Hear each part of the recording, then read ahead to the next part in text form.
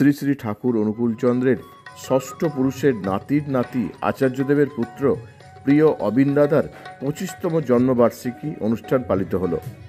এই বিশেষ অনুষ্ঠানে ঠাকুরের আদর্শ, সেবা ও সৎসঙ্গের মাধ্যমে মানুষকে দেখানো হয় রাস্তা।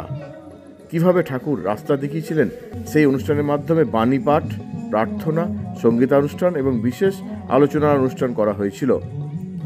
এদিন কেবল একটি অনুষ্ঠান উদযাপন নয়, বরং ঠাকুরের মহান আদর্শ ও সেবা প্রচারের একটি সুযোগও তারা পেয়েছিলেন। তাই সকলকে তারা সাধুবাদ জানিয়েছেন এই অনুষ্ঠানের মাধ্যমে।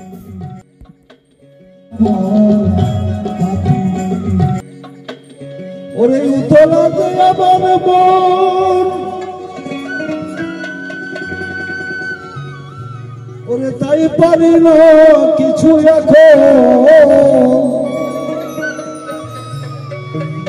আমার এদিকে যে দেখি ধীরে ধীরে লাগরা সাধের তারা শুনবে ভেদাও গুরু আমার সাধের তারা।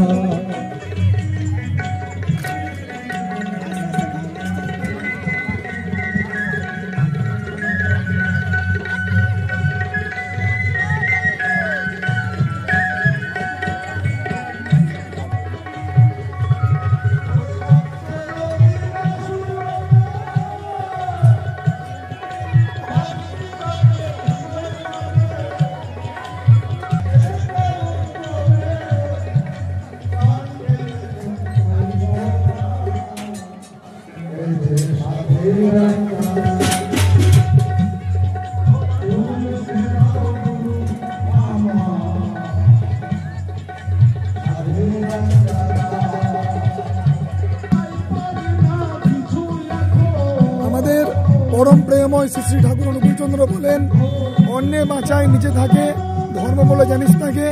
তাই আমরা যে উৎসব অনুষ্ঠান করে থাকি তার বাণী এবং তার জীবন দর্শনকে মাথায় রেখে আমরা পরম পূজ্যপাদ শ্রী শ্রী অবিন দাদার 25তম জন্মদিবস জন্মবর্ষ উদযাপন করলাম। সেই সঙ্গে আমরা বার্ষিক বনভোজন করলাম। কিন্তু শুধু গান বাজনা খাওয়াতে স্থগিত নেই, আমরা রক্তদান শিবিরের আয়োজন করেছি। এর আগে আচার্যদেবের জন্মদিনে আমরা বৃক্ষরোপণ এবং গাছ লাগানোর উপর জোর দিয়েছিলাম। পথচারীদের অতিরিক্ত গরমের সময় জলদানও করেছি। হাসপাতালের রোগীদেরকে ফলদানও করে থাকি আমরা, এবং প্রত্যেক 2 মাস অন্তর বিনামূল্যে স্বাস্থ্য শিবির করে থাকি। এইভাবে পরম প্রেমময় শ্রী ঠাকুর অনুকূলচন্দ্রের যে জীবন আদর্শ তাকে আমরা বাস্তবে রূপদান করার চেষ্টা করে চলেছি।